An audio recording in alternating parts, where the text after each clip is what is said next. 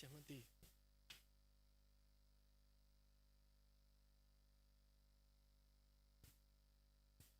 Bueno, invitamos también los chicos a la guardería. ¿Ah? Ahí están las maestras, Martín, ya. Muy bien. A todos los niñitos a la guardería. Ahí las maestras las están esperando.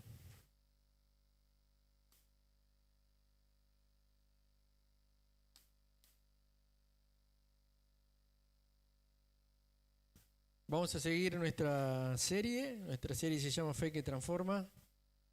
El mensaje hoy es Fe que Prevalece. Estamos tomando un personaje cada domingo y hoy nos va a tocar Nehemías. El versículo clave de toda la serie es Hebreos 11:6, donde dice: sin fe es imposible agradar a Dios. Y es bueno decir esto porque el ser humano, a lo largo de la historia, ha elegido muchos elementos, personas, e inclusive la creación, en la cual deposita su fe.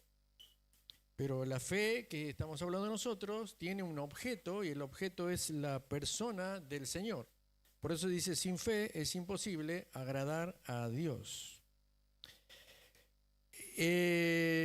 El tema de hoy es muy importante porque tiene muchísimas aplicaciones prácticas. Nehemías nos recuerda de que en la vida hay momentos difíciles, a veces de desesperanza, de soledad, de falta de recursos o quizás de personas, ¿no?, que puedan ayudarnos.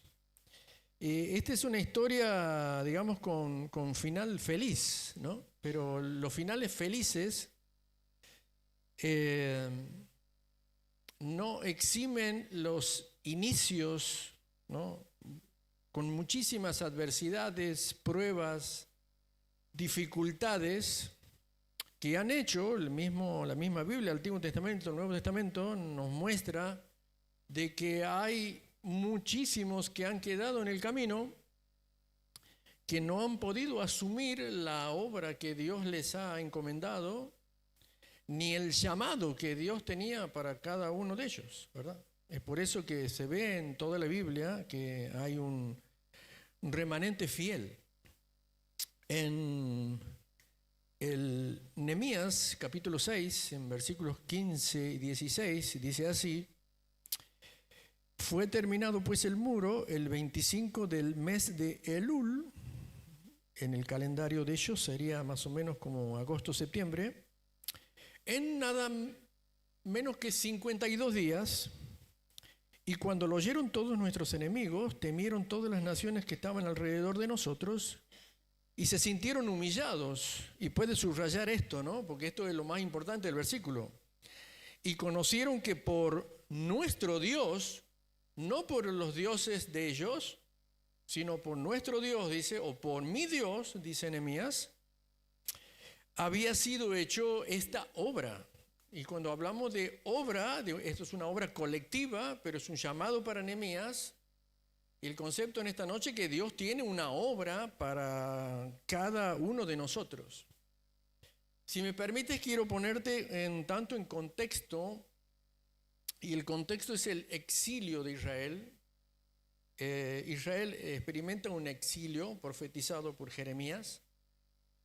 Eran 70 años a causa de disciplina por desobediencia, y es llevado a Babilonia, a unos 1300 kilómetros de Jerusalén, caminando a pie o en carretas. Un tiempo muy difícil, muy complicado, donde la gente perdió sus proyectos, perdió sus sueños, perdió sus casas, perdió su futuro, perdió todo, una desesperanza total. Tal es así que creo que en algún momento lo habré, no sé si lo habré repetido aquí un día domingo, pero hay un autor que, guiado por el Espíritu, es un autor anónimo que escribe el Salmo 102, y hace una figura, una metáfora, donde dice que él se sentía como el pelícano en el desierto. Y el pelícano pertenece a un ecosistema acuático, no terrestre. dando a entender la calamidad de su corazón de estar en un lugar completamente ajeno a su vida, a sus sueños y a su futuro. Tal es así como él se sentía, y todos identifican que está hablando justamente de la gente en el exilio ahí en Babilonia. Ahora, todo va teniendo un desenlace cuando se acercan los 70 años del cumplimiento de la profecía. Faltaban meses, y ¿cómo sería el corazón de cada uno del pueblo de Dios ahí estando en Babilonia? Siempre hay un corazón dividido en cuanto a asumir por fe lo que Dios ha dicho. Algunos quizá en incredulidad. ¿Qué se va a cumplir la promesa? Eso lo dijeron nuestros antepasados. Otros, ¿cómo vamos a salir de este imperio asirio, el más fuerte de la antigüedad? Las famosas murallas babilónicas, famosísimas. Imposible de salir de ese lugar. Entonces desestimaban completamente eso. Otros más materialistas dirían, ¿qué vamos a ir a hacer en Jerusalén? Ahí quedaron los viejos nada más. Ruinas, escombros, no queda nada de eso. Es un pueblo olvidado de Dios. Pero había otros que tenían el corazón como de Daniel. Daniel, ¿verdad? Daniel estaba en Babilonia junto a sus amigos. Fue llevado muy joven, un noble. Y dice que su corazón empezaba a arder porque él conocía la profecía de Jeremías. Él conocía los 70 años. Y él tenía una fe que prevalece. Porque muchos se preguntaban, ¿cómo va a suceder esto? Es imposible que suceda esto. Pero las semanas se acercaban. Pero aquí entra lo que es la extraordinaria soberanía de Dios en la Biblia. Soberanía entonces, soberanía en la iglesia primitiva y soberanía de Dios sobre todas las cosas que suceden. Aún con la realidad que estamos viendo hoy, que parece que todo se escapa de control, ¿no? Y la soberanía de Dios, de ahí a muchísimos kilómetros, Dios va a hablar al oído de un general persa llamado Ciro II, el Grande, a muchos kilómetros. Ahora, la paradoja de la soberanía de Dios, que él no pertenecía al pueblo de Dios, era un incrédulo. Pero el profeta Isaías, en el capítulo 45, versículo 1, dice, así dice el Señor a Ciro, su ungido, o sea, su llamado, a quien he tomado por la diestra para someter ante él naciones. Ahora, si vos estudias en cuanto a los años de cuando se escribió este libro, Isaías está diciendo esto 150 años antes que suceda. Y ahora Ciro, el general persa, es llamado, ¿para qué? Para invadir Babilonia, para rescatar al pueblo de Dios y para permitir que el pueblo de Dios vuelva a Jerusalén a restaurar Jerusalén. La gran paradoja que Persia hoy es Irán. Hace 4 semanas se le han sacado en cara a los persas, los iraníes, diciéndole a los judíos, acuérdense que nosotros los rescatamos, ¿no? Allá atrás. Pero es increíble la soberanía de Dios usando a este hombre. De una manera histórica, Nehemías salió de una manera espiritual para restaurar. Y Dios en su soberanía usó a esta persona para invadir y sacar al pueblo de Dios, que algo que era, imposible. Y en el año 539 a.C. invadió, en el año 538 a.C. puso el decreto, puso la firma para que el pueblo de Dios se vaya cuantos quieran. Pero no salieron muchos, quedaron muchos. Muchos se casaron, se quedaron en el lugar, se afincaron, no quisieron volver. Esdras tuvo un serio problema con los matrimonios mixtos, con los que volvieron. Y empezaron a salir de oleadas. Primero salió Zorobabel. Zorobabel era de la línea de David para restaurar el reino. Con él salió Josué. Josué no era el Josué de los primeros libros del Antiguo Testamento, no. Josué era hijo del sumo sacerdote en cautiverio. Con él iba a restaurar el concepto sacerdotal. La primera oleada, unos 40, 50 mil salieron. Unos 80.000 años, unos 80 años después, y quiero ponerte en contexto porque es importante, dijo Dios, tiene que salir un escriba para restaurar la ley y el templo, y fue llamado Esdras. Pero unos 30 o 40 años más, el pueblo judío estuvo a punto de ser exterminado. Pero Dios usó a una mujer llamada Esther para preservar al pueblo de Dios. El domingo vamos a ver Esther. Pero unas décadas más, al último, dijo el Señor, tengo que llamar a un hombre con una fe que prevalece, con un corazón valiente, con alguien que me ame y me quiera de corazón, y ese hombre era el copero del rey. No sé qué habilidad tenía, no sé qué oficio tenía, no sé qué preparación tenía, pero yo creo que tenía mucha valentía porque él probaba el vino y la comida del rey, así que mañana podía ser su último día en la vida, porque a todos los reyes envenenaban, ¿no? Y entonces Dios lo usó él, y en el 445 a.C. salió Nehemías para restaurar los muros y la identidad nacional de Israel. Y vamos a ver algunos conceptos importantes, quiero llevarte en el libro. En Nehemías capítulo 1, versículo 4 al 6, dice así.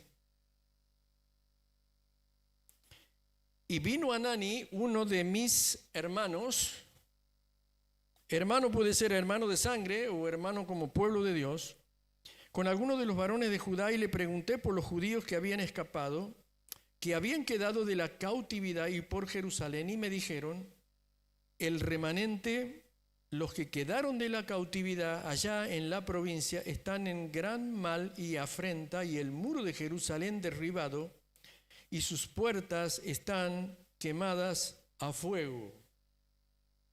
Mira el concepto aquí, cómo el Señor prepara el escenario de la necesidad.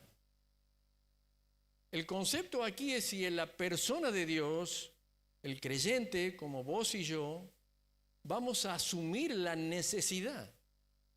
Este hombre seguramente había dicho, yo lo único que sé es probar la comida y tomar el vino del rey, no sé otra cosa. Y semejante empresa, pero dice que su corazón se conmovió.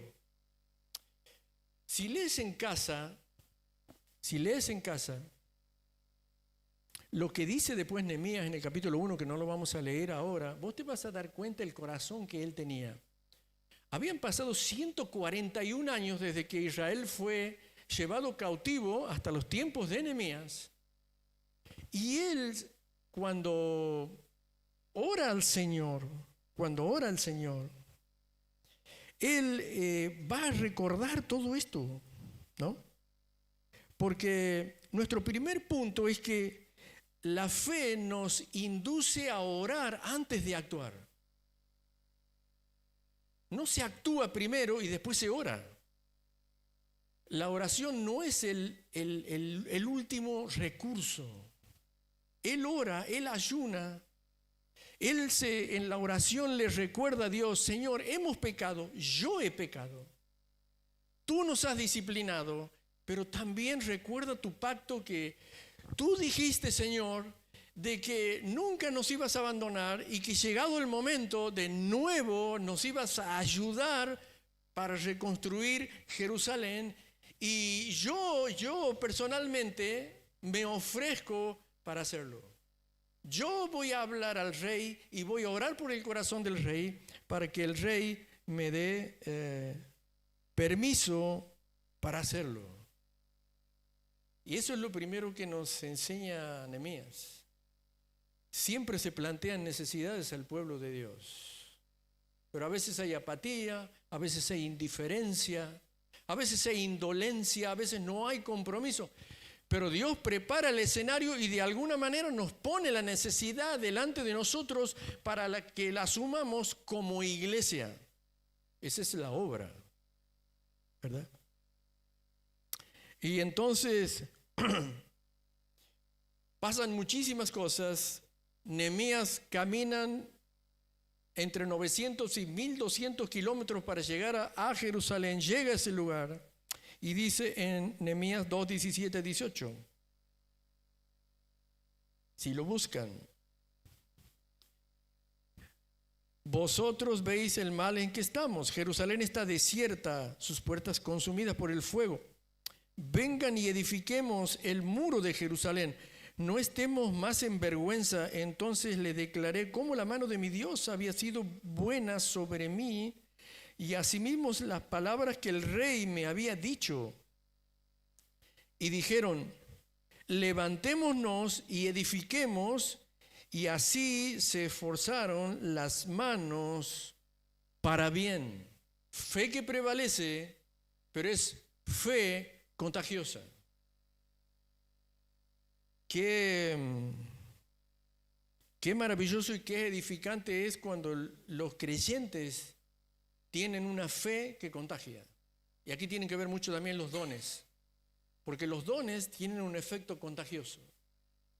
Es increíble el liderazgo de este hombre que se plantó delante del rey, le pidió todo lo necesario y se le dieron todos los recursos para hacer lo que él tenía que hacer.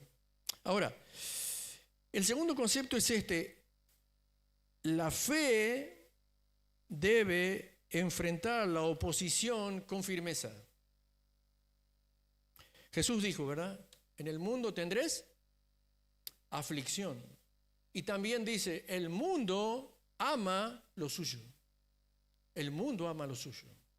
El mundo y la cultura está en contra de la misión del Evangelio y el Señor. De manera que cuando asumimos la obra va a haber oposición. Y por eso dice, fíjate,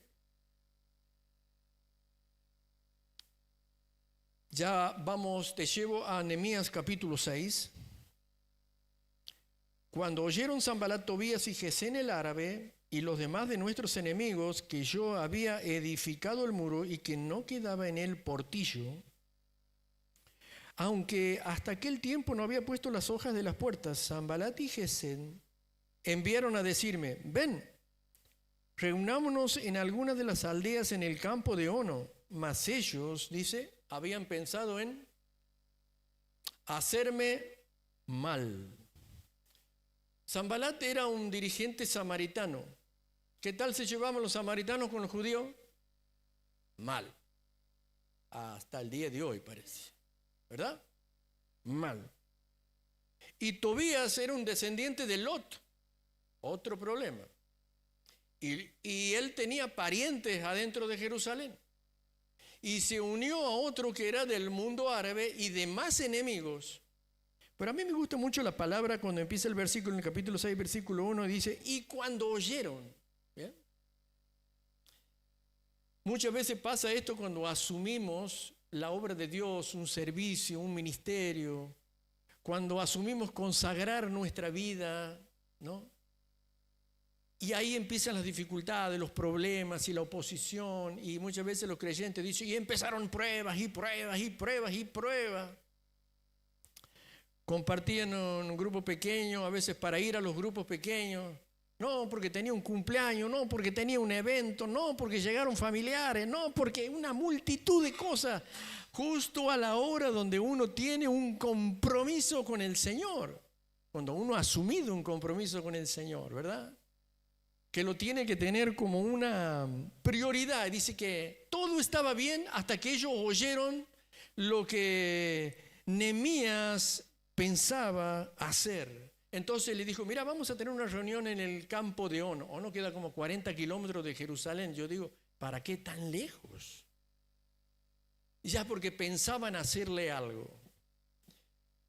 Mira, el apóstol Pablo dice, porque no ignoramos las artimañas de Satanás. Satanás cambia de estrategia. Cuando una estrategia no le funciona con un creyente porque ve que él tiene integridad en ese punto, pasa a otro punto donde ve que tiene debilidad. Yo personalmente no creo que quisieran matarlo o asesinarlo al copero del rey Artajerjes, pero sí planeaban algo: retenerlo, secuestrarlo, charlarle, sobornarlo, algo pensaban, algún plan tenían para sacarlo de la obra de Dios. No ignoramos las maquinaciones de Satanás. Ustedes lo van a comprobar en sus vidas cuando asuman compromisos para Dios, fuertes, y consagren su vida. El tercer concepto es este: la fe se afianza en el llamado de Dios. Cuando Dios llama, ya hay un peso enorme en mi corazón, porque Dios me ha elegido a mí para hacerlo, no a otro, sino a mí, y siento ese peso. Dice en Nehemías 6, capítulo 6, versículos 3 y 4.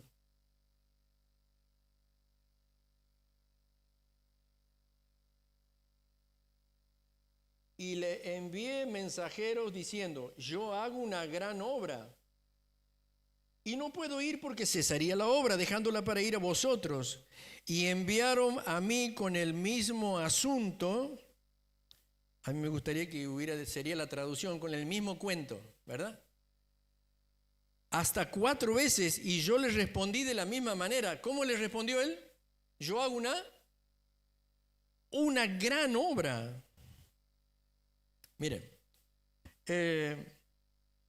yo creo que algunos podían decir: che, Nehemías, vos lo único que haces es juntar piedras. ¿Sabes cuál es tu ministerio? Juntar piedras, amontonar piedras, hacer que otros traigan piedras, que amontonen piedras y que hagan un muro, porque eso es lo único que sabes hacer vos, amontonar piedras. Ese es tu ministerio.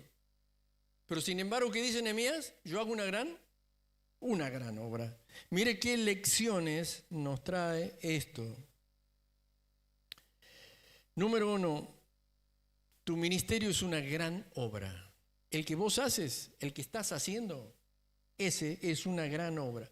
Pero no se mide por el tamaño. El ministerio no se mide por el tamaño, sino por el origen. ¿Cuál es el origen de tu ministerio? ¿Quién te lo ha dado? El Señor te lo ha dado. Y porque el Señor te lo ha dado, esa es una gran obra. El que enseña, el que sirve, el que acompaña, el que limpia, el que está en el sonido, el que está en la multimedia, el que barre, todos hacen una gran obra.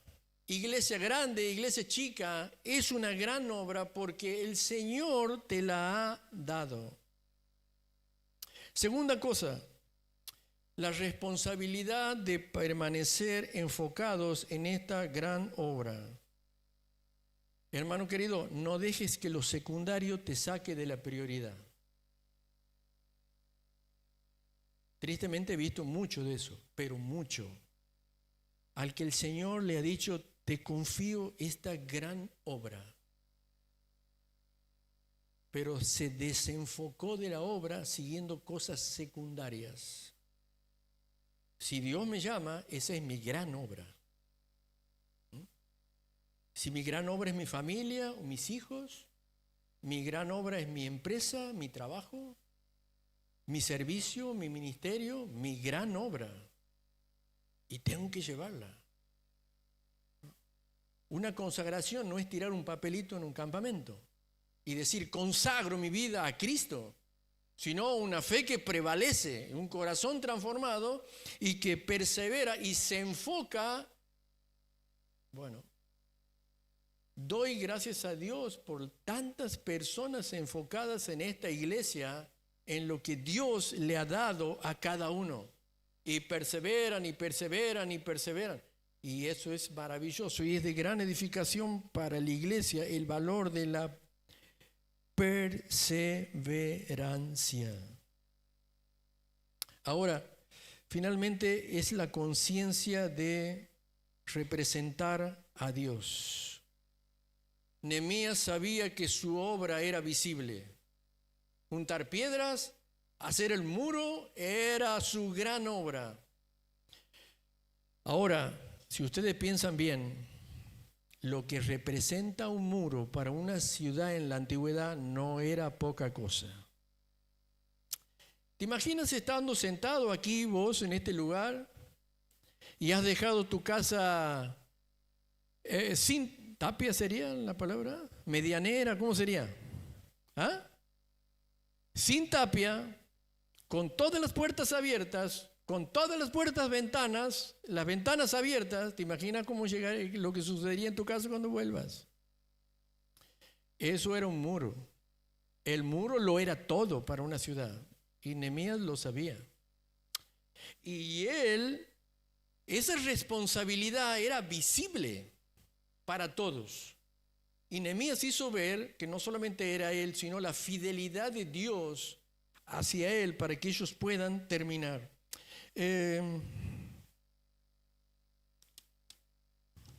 Un punto más, número 4.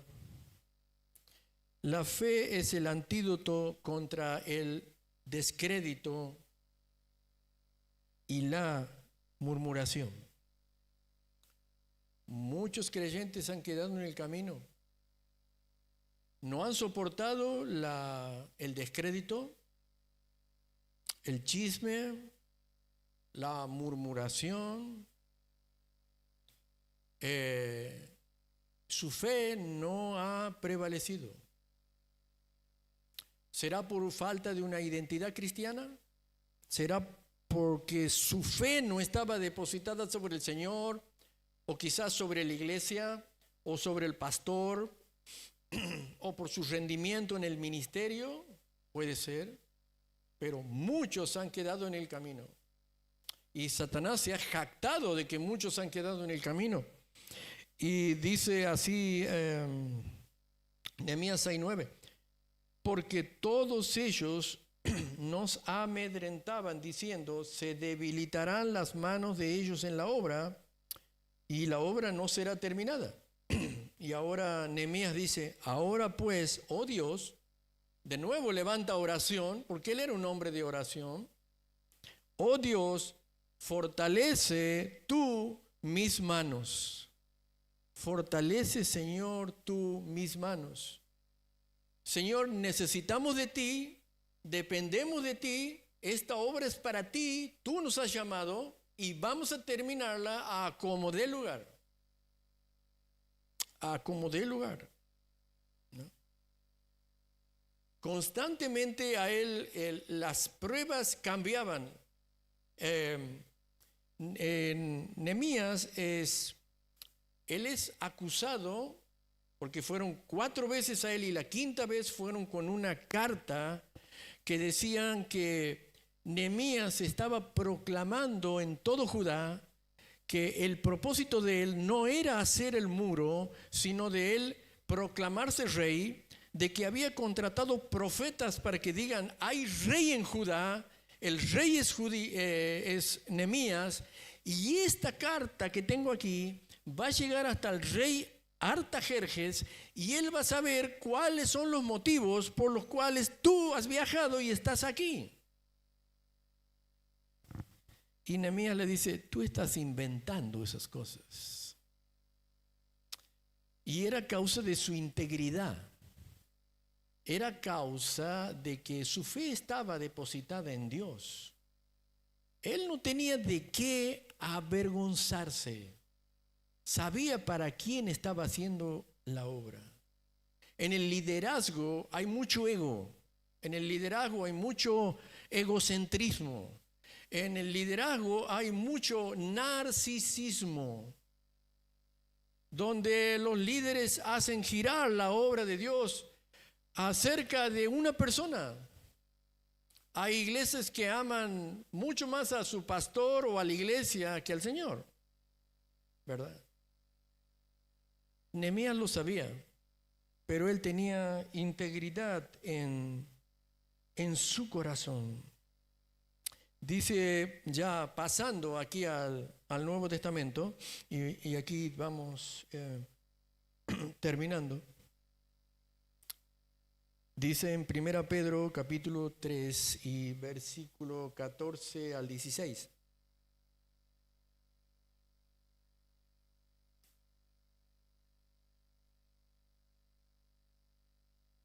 Mas si alguna cosa padecen a causa de la justicia, esto es a causa de ser justos o rectos, felices son, o sea, son bienaventurados. Por tanto, dice Pedro, no se amedrenten, no se echen para atrás por temor o fobia o miedo de ellos, ni se turben o conturben o tengan miedo o tu corazón tenga temor de aflicción o de pruebas, dificultades, murmuraciones del mundo o de la cultura.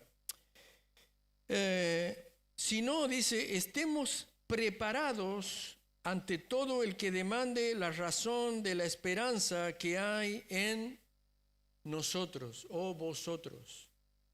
Quizás no tengamos que hacer muros ahora o enfrentar enemigos o salir a la guerra o lo que sea, pero nuestro muro es nuestra esperanza. Una esperanza que el mundo no tiene. Una esperanza de un mundo que está en soledad, en depresión, en ansiedad, en alcoholismo, en pornografía, en desesperanza, en desiertos espirituales.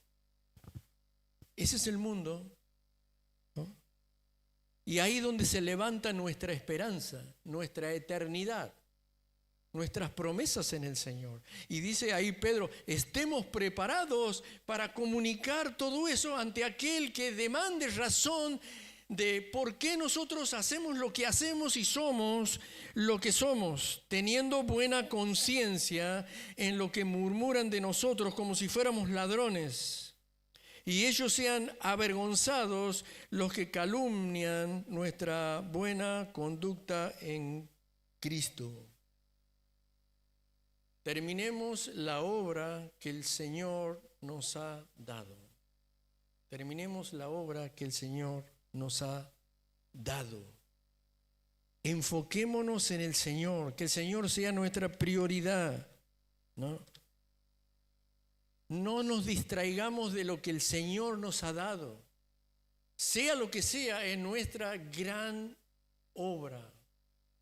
A Nehemías lo llamaban y dice, vení, vamos aquí, consultemos juntos. ¿Qué era lo que quería esta gente? Es lo que hoy se llama como sincretismo,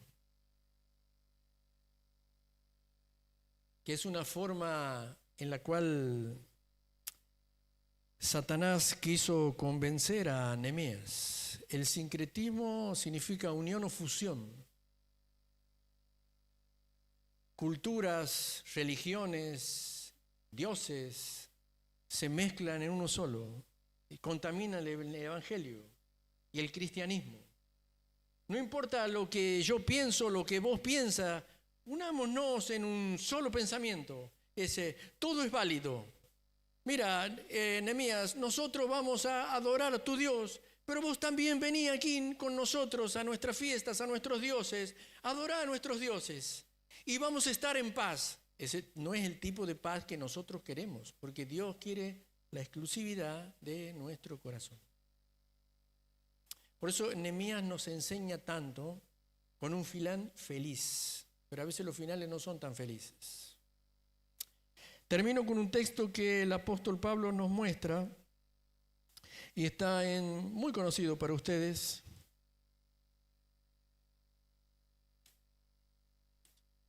Que está en 2 de Corintios 6:14. 6:14.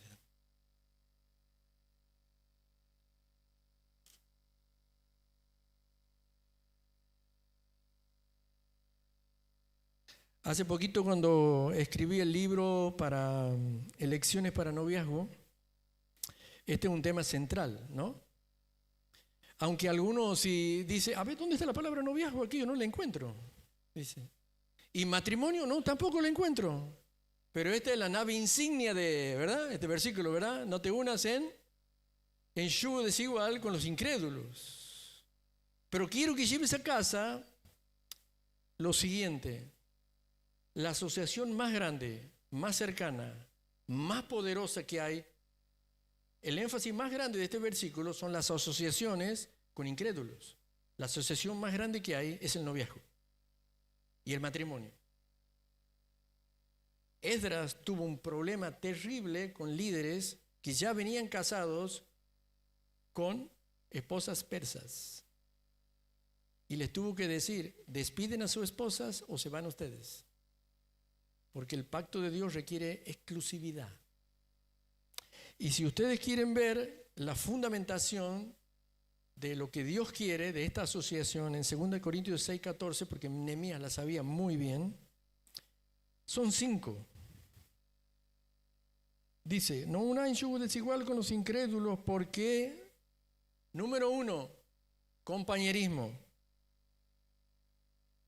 Número 2, qué comunión. Número 3, qué concordia.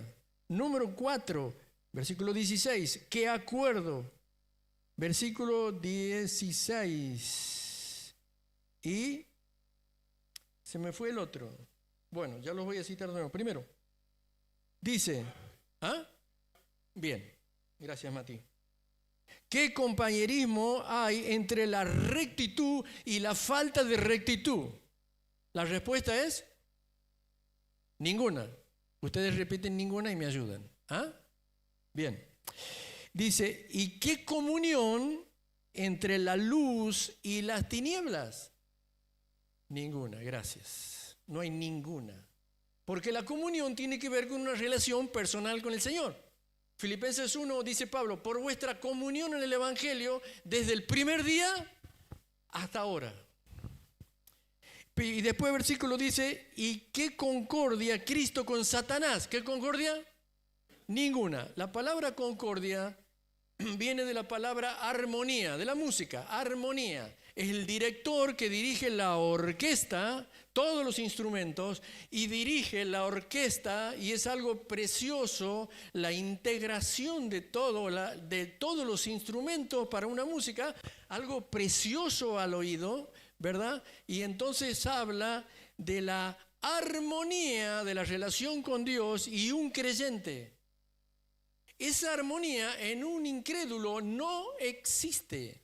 No hay ninguna armonía entre Dios y un incrédulo.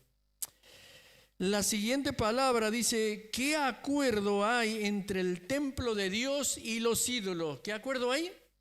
Ninguna. ¿Dónde está el templo de Dios hoy? En el creyente. ¿Quién es el sacerdote? El creyente. Yo. ¿Qué acuerdo hay? Ninguno. Ninguno entre el templo de Dios y los ídolos. Y finalmente dice, se me fue uno, y bueno, ¿y qué parte el creyente con el incrédulo? Ninguno. Y para rematar, Dios dice lo siguiente, ustedes son el templo del Dios viviente, como Dios dijo, habitaré y andaré entre ustedes, yo seré tu Dios y tú serás mi pueblo. Por eso Nehemías le dice, yo no voy a hacer nada de lo que ustedes dicen, yo voy a hacer la obra que Dios me ha dicho que haga. Cada uno de ustedes sabe la obra que Dios les ha dado, el llamado, la necesidad que Dios ha presentado delante tuyo, y esa es tu gran obra. Y nosotros estamos felices y contentos de la manera en que están sirviendo al Señor, y todos los obreros que se van sumando a la obra de Dios y a la iglesia. No te quedes fuera de esta gran obra.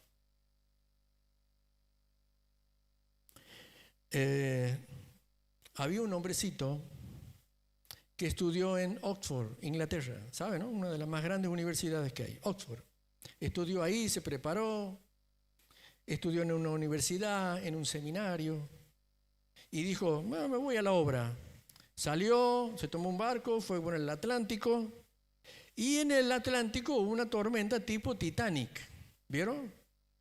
Que todo, subía y bajaba el barco y se morían todos gritaban, todos lloraban, incluyendo el misionero.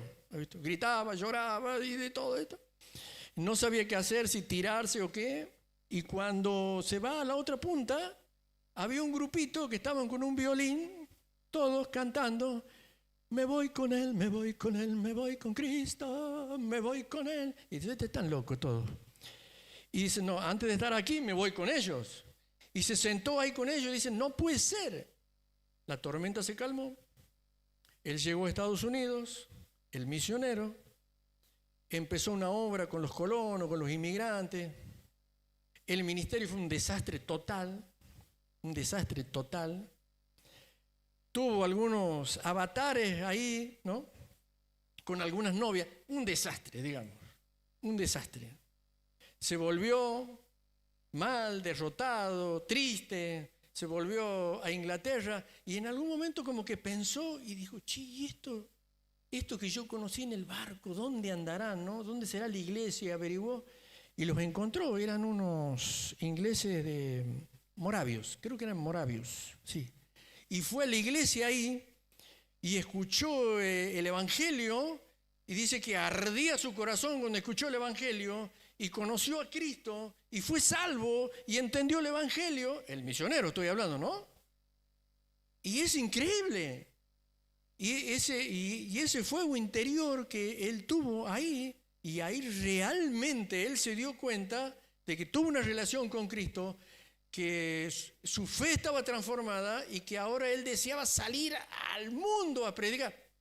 Miles, pero yo cuando le digo miles, no exagero, ¿no? Cuando hablo de Juan Wesley, no exagero. Miles y miles y miles y miles de convertidos, ¿no? Una tremenda obra en su corazón, ¿no? Lo que quizás hemos cursado en un seminario o una universidad, teología, eso es fe intelectual. Quizás no es fe de corazón. La fe arde de otra manera, ¿verdad? Por eso el Señor Jesús dijo, el que me ama, ¿qué hace? ¿Qué hace? Guarda mis mandamientos. El amor no fluye de la obediencia. La obediencia fluye del amor. El amor es un corazón, el amor a Dios es un corazón que tiene gratitud, que tiene pasión, que sirve por amor, que tiene prioridades para Dios y que tiene una fe que prevalece porque es una fe transformada por el amor del Señor, ¿no? Ese es un ejemplo en Juan Wesley de lo que verdaderamente es el amor de un creyente y una pasión por servir a Dios. Él hizo una gran obra para el Señor. Amén.